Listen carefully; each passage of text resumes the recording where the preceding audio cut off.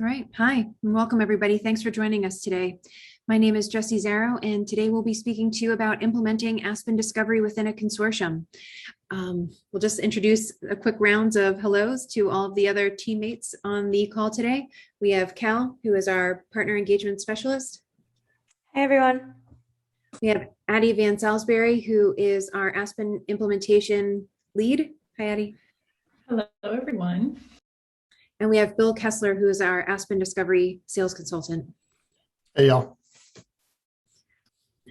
All right, so as Addie and I are going through the presentation, Bill and Cal will be monitoring the chat and answering any questions that come up. So if you have any questions, please don't hesitate along the way to throw them in there, and we'll be able to address those. And so with that, I'm going to pass it over to Addie and she'll get us started. Awesome. Thank you, Jessie. So before we jump into talking about the implementation process, because that's where we'll start today's webinar, I just want to touch on the Aspen Discovery goals. If y'all have attended an Aspen webinar in the past, you've probably heard us talk about these goals, and that's because they really are very important to us. And it really drives why we do the things we do, and it gives us intention behind our process. So the first goal of Aspen Discovery is that we want to maximize patron usage of all library materials. This can be any type of resource, event, knowledge, policy information, anything at all that you want to ensure that your patrons have access to. We want to make sure they can find it, and we want to make sure that they can utilize it. We also want to complete integration with as many different ILSs and e-content providers as we can. So there's several e-content providers we can directly integrate with. We have other ways of integrating if we can't do that through APIs, and there is a list of ILSs that we can integrate with as well. We want to make it as easy as possible for your patrons to use.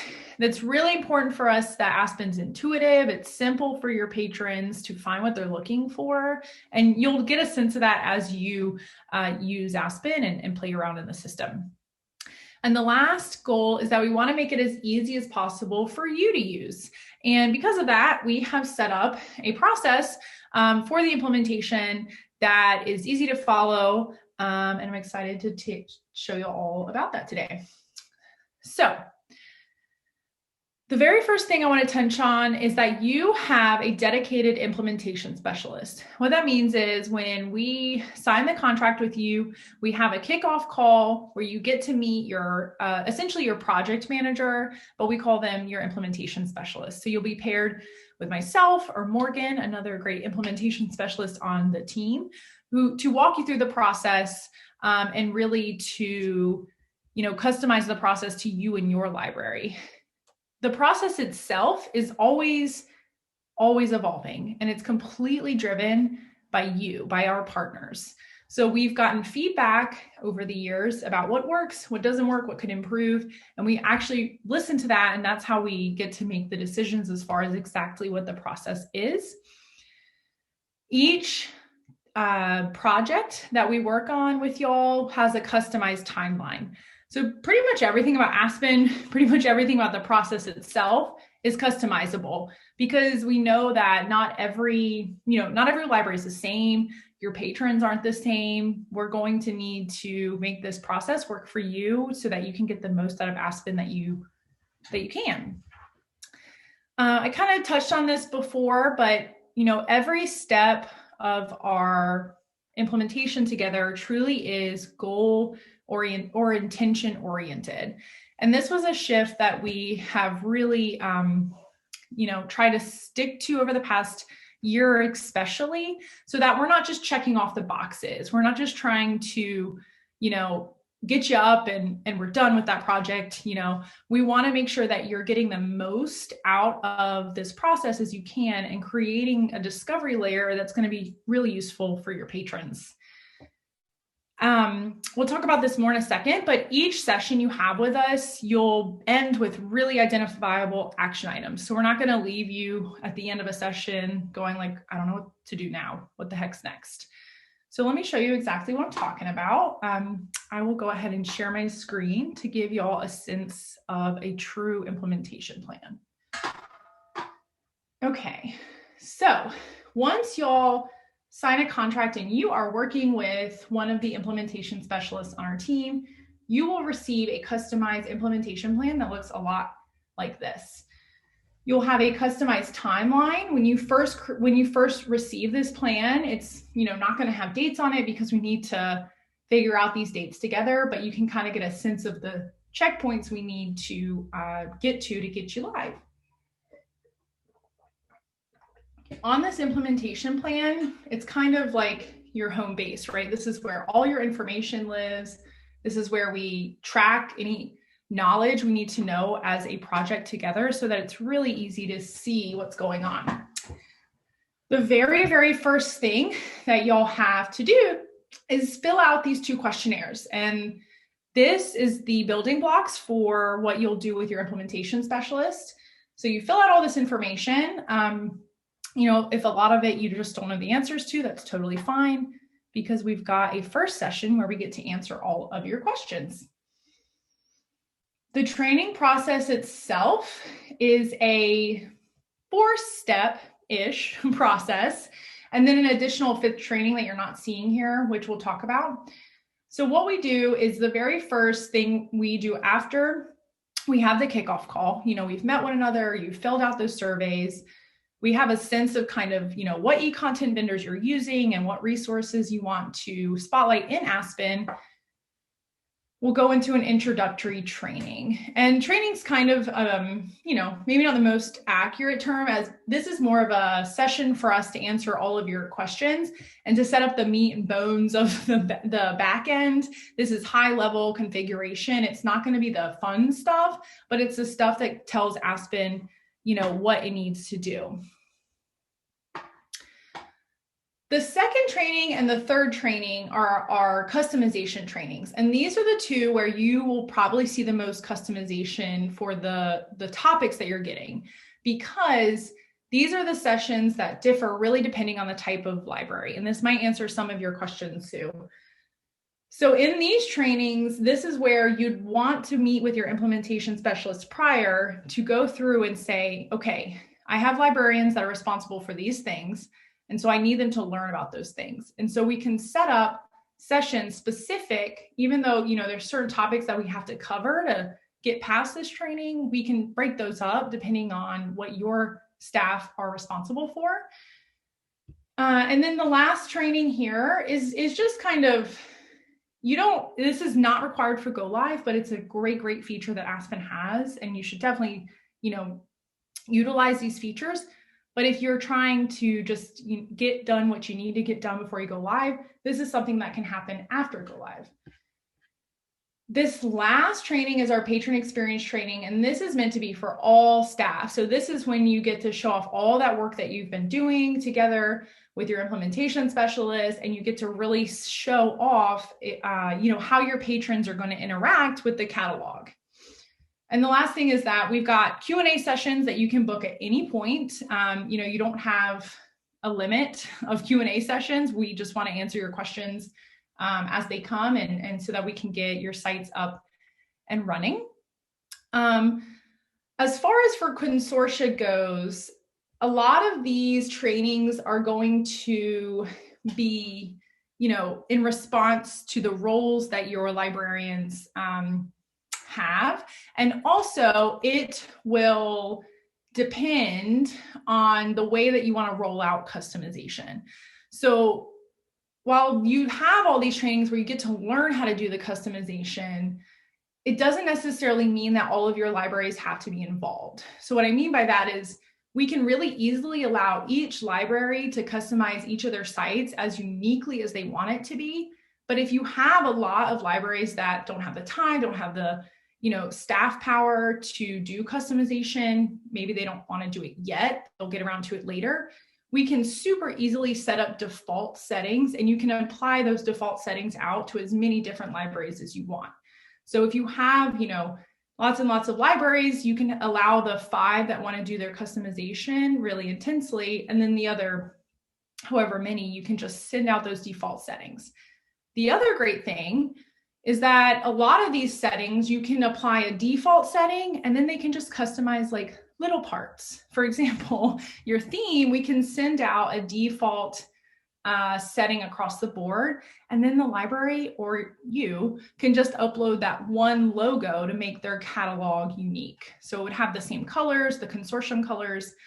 So there's a lot of flexibility as far as customization goes if you want to do in-depth unique settings, or if you want to apply defaults across the board, or if you want to do a mix.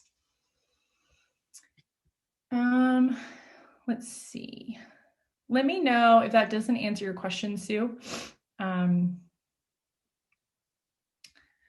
Yeah, one last couple things that I want to show y'all before I pass it over to Jessie to show y'all all the fun stuff is that this implementation plan is such a great resource for a lot of reasons, but one is if you go into your training tab, you see exactly what topics we cover on in these trainings. You get to actually schedule these sessions yourself. So all of these buttons link out to a Calendly link with your implementation specialist's calendar so that you can book these at a time that's, most convenient for y'all. And then on each of these tabs, you'll always have all of your action items listed out so that you know exactly what you should be doing after these sessions. Your training videos would be uploaded here. Your resources for those topics are always accessible. And then we also have all of your resources for the actual go live day included in this site, and some additional resources. You can submit a ticket directly to us here. So I am going to stop sharing and let Jessie share again. And then in regards to the survey, I realized I didn't answer that question about your survey. We can definitely send you out a list of the questions to you, and we'll work on getting that out to you, Sue. Okay, thank you, Addie. So we wanted to share some feedback too that we received from our partners and just part of the implementation process. And I won't read these word for word, as you can keep an eye on them, but it's nice to be able to work directly with the consortium because there's so many different options that can be turned on or turned off in Aspen Discovery, truly making it customizable for each one of your libraries. We have access to such great resources and we want to highlight those. And Aspen Discovery does a fantastic job at allowing each one of those libraries to highlight just what they have. And, just talking for Addie and Morgan and the team at Aspen Discovery, they really work one-on-one with you. Our goal here at Bywater Solutions is to empower libraries to feel that they can take charge of their software. And Addie and Morgan and the team do a fantastic job with that. So what we'll do now is we're going to share some of our partner sites we really love to show off just what they do. And so now we're gonna give you a few of those examples. So the first example is we're going to show the SWAN Consortium, and they're in the Illinois area. They have about 100 different locations that are part of the consortium. And you can see this is their main page. So you can see here there's options to find your library. So if you don't know what your closest location is, you can jump right in and select which library is yours. And you'll notice here, they can also browse through different categories. Now, browse categories are a fantastic way for libraries to highlight curated collections that they have at their library. And in this case, you can see they're highlighting Lincoln Awards and different awards that they have available. And it's just a great way for them to be able to empower their users to come in and browse through the collection. We think about things that we do on an everyday basis, going to Netflix or Hulu or Disney Plus and looking for a title. And when we find what we're looking for, we want to get a little more information. And that's exactly what Aspen Discovery is doing for the user. They can find the format that they want. If they feel like listening to something today, they can go right in for that audiobook, or of course they can jump in and look for that large print. So it's a nice way for them to navigate through.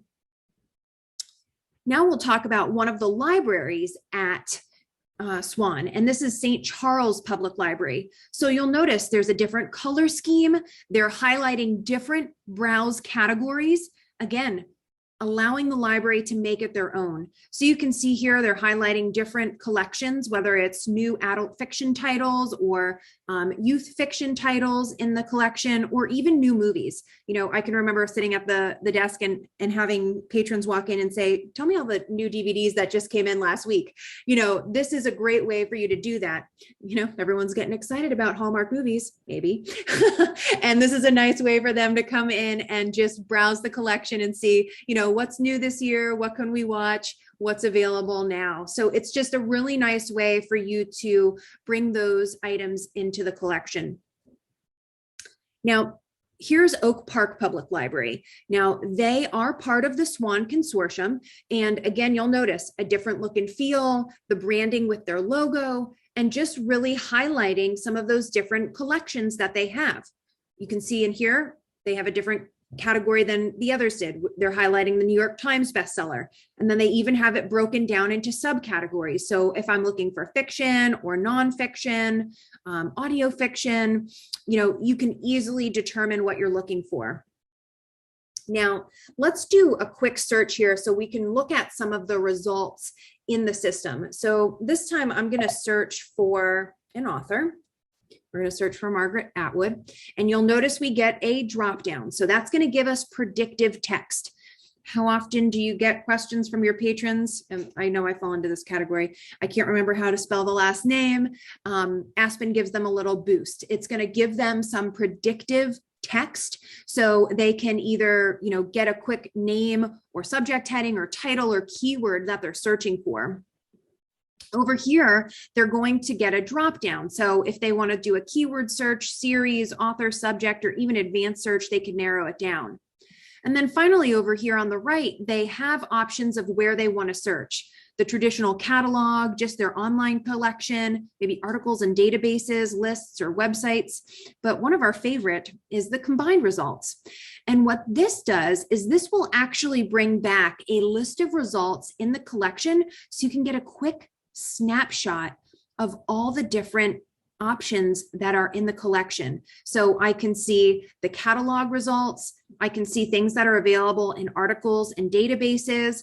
If I scroll down a little bit further, I can see results from the Digital Public Library of America, and then even lists where she may appear on. So this is just a really, really great way for your user to not only explore what's in the collection itself, the print collection, but also anything else that you're subscribing to. Articles, databases, and lists that staff have curated. Now let's take a quick look at another one of our consortiums. This is the Crawford County Federated Library System in the area of Erie, Pennsylvania. And you can see here, this is their main landing page for their library system. And it'll allows them to highlight things like information about their library or if they're fine free. Now let's look at a couple of their personalized libraries that they've set up. So Benson Memorial Library is one of the libraries in their system. And Benson Memorial Library is utilizing Aspen Discovery's web builder. This allows you to essentially create a website through Aspen Discovery. And so, you know, think about if you're part of a county or a city and you're using their website, but there's certain things that you want to do. Maybe you want to highlight things for, you know, a teen collection, or maybe you want to start a blog.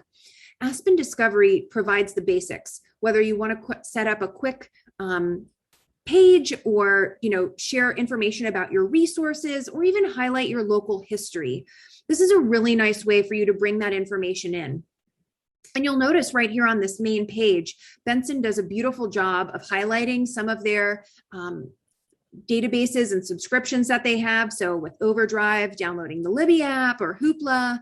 And then as we scroll down below, we can see things like new titles at the library. So whether they're interested in checking something out, they can highlight that information right away.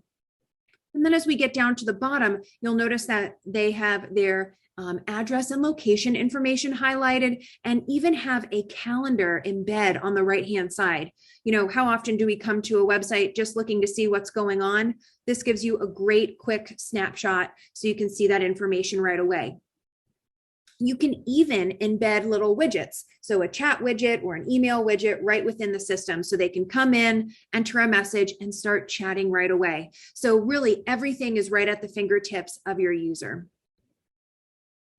The next one we'll show off here is the Meadville Public Library. Now, again, this is one of the libraries in part of the Crawford County Federated Library System. And you'll notice here, theirs is a little bit different. They're still highlighting some of their databases, but they also have information that just pertains to their library. So, you know, celebrating 30 years, letting their patrons know that they are finally open after the pandemic, and again, highlighting new titles, which are a little bit different than the ones that we saw at Benson Memorial. So the individuality of each of these libraries can stand out. And again, you'll notice on the left, we can see their resource information and their calendar on the right. So even if they are part of a consortium, they can still bring that information in. One of the features I really enjoy is being able to dig in and highlight some of the resources that they have. Pennsylvania has a really great electronic library called Power Library, where there's databases from arts to health and languages. And a lot of times patrons just don't know what they have access to. And this is a great way for them to be able to come in and say, you know, today I'm looking to learn a new language. Well, I can come right in here and find out which resources are available. Or maybe my daughter needs some help with homework. You know, I can jump right in here and have access to those databases that I subscribe to. So it's just a fantastic way to easily allow your users to come in and find what they're looking for. Now we're going to jump over to MetroShare. MetroShare is a consortium of libraries in the Texas, Dallas-Fort Worth area. So again, here you can see this is their main page, and now we'll look at some of the branches within that system. So the first is the city of Burleson, Texas, and this is a library where they are utilizing just several of the resources that are available. You can see that the look and the color is very different from what was seen on that MetroShare library. And again, right at the top, they're highlighting several different things. So if I click on calendar, that's going to take us right out to the site where we can view the calendar for the library and see the different programs that are going on. I can come in and view different lists or activities that are going on. And I'm now going to just do a search for a title. So now we can look at some of the really nice highlights. Again, being part of a consortium and the flexibility of being able to highlight your own titles first and your libraries second. So here we'll see the results for Gone Girl. Now you'll notice that they defaulted to MetroShare. So I can see everything that's available within my consortium. As I scroll through, you'll notice it will tell me right away if it's available at my library or from another library in the consortium.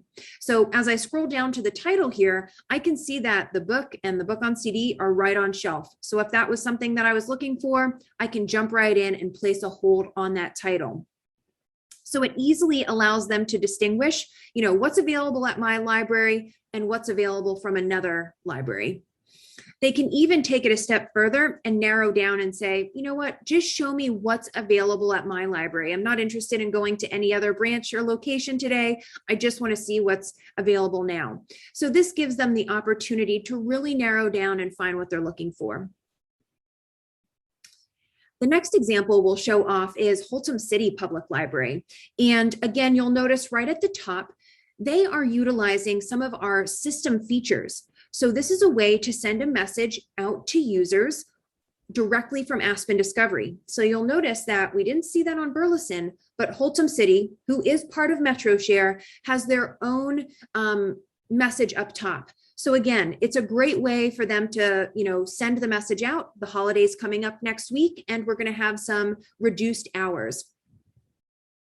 And now as I scroll down below, one of the things I'd like to highlight on Holtom City is you'll notice here that they are showing off some of the DVDs that they have in Spanish. So if I want to scroll through some of those results or even look at different titles that are available at the library, I can easily jump in and start perusing through the collection.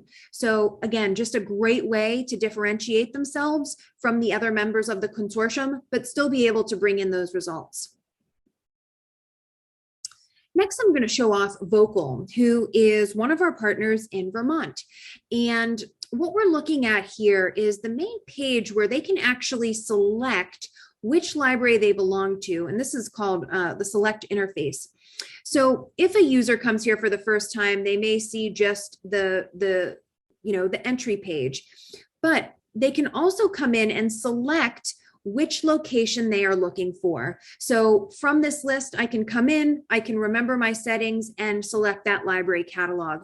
That's going to take me right into my specific location. And so this case, we're going to show off the Essex Free Library, again, bringing in their beautiful logo and branding for their library. Down below, we're going to see some of the things that they have highlighted in their collection, whether it's a curated collection of titles or those subcategories that they are highlighting, or even jumping in to learn a little bit more about staff. And again, this is I think this is one of the coolest features of Aspen Discovery. You can highlight different pages within your system very easily. So here's one that's just showing the staff, and they're so proud and happy in this picture. It's awesome. For Aspen Discovery, making it really easy to find what you're looking for. And then the final one we'll show off here is Milton Public Library. Again, part of Vocal, but you can just see how it's a little bit different. On their front page, they're highlighting some of their new resources, some of their upcoming events. And then as we scroll through, we can even see new books. So I can easily and quickly just browse through there and see what some of those new titles are. So from the examples today, we showed you some really, really great sites that are out there. We would really encourage you to go and just check some of these out, peruse through them, do some searches, and just see, what you like in the catalog. And the Aspen Discovery team will be able to work with you and check that information out. So I am going to jump back into our presentation here and just let you know that we do have an upcoming webinar in December on the 15th at 1 p.m. Eastern, and that's going to be our Aspen Discovery 101, where we go through the basics of Aspen Discovery and just talk to you about how the system works, integrating your resources, and then going through some of the basics of administration just to see how you can roll out Aspen Discovery for your library. If you have any questions and we could set up a personalized demo for you, Bill Kessler is on our call today, and he would be happy to set up a time to talk with y'all so we can give you a tour of what Aspen Discovery can do for your library. And I'm going to pause to make sure. Do we have any questions that we need to? Nope.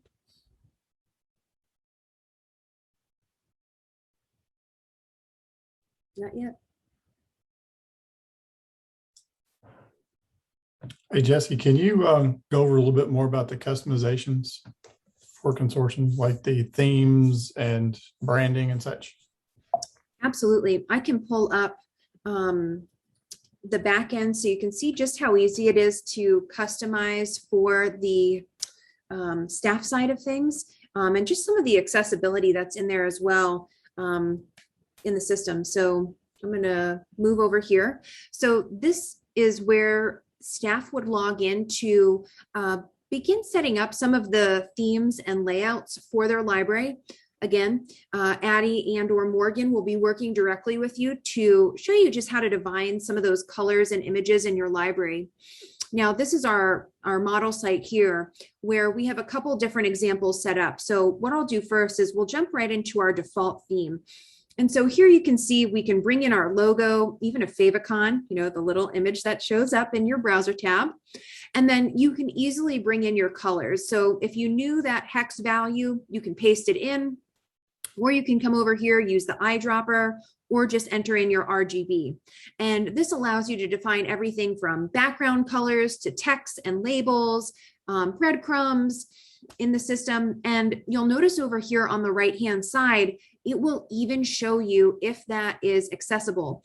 Green meaning it's good, yellow meaning it's okay, and then red meaning that does not work well on the site. And then as we scroll down, you'll see you can upload things like footer images, link out to, let's say, your county or city system. And then as we scroll down, you can select font, you can enter in your own CSS, and then everything down to customizing, menu, buttons, and then applying those to libraries and locations. So again, this is where the beauty of making it really customizable for your library comes into play. So you can define where you want this theme applied. So you might want it applied to the whole consortium, or maybe one or two of your smaller branches that don't really have time for the customization. You can roll that out. And then within the themes and settings, you'll also know that you can narrow this out for other libraries in the consortium. So we looked at the default, but if we come over here to Bookmobile, we can see that information as well. So you'll see here we have a separate theme for the Bookmobile with different colors and images in here to have that step out from what the main consortia page looks like. And then within your primary configuration, this is where you would set up all of your system locations. So you can define those different hours and some of the preferences for your library. Sue, so you're asking, is there a main consortium page and then individual library pages? Yes, you can absolutely set it up like that. So in some of the examples like Swan, they have a main consortium page, and then each of their branch or locations within the consortium also have their individual pages as well.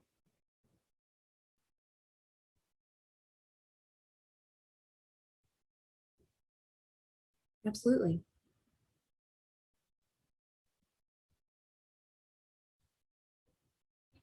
Are there any other questions that we can answer?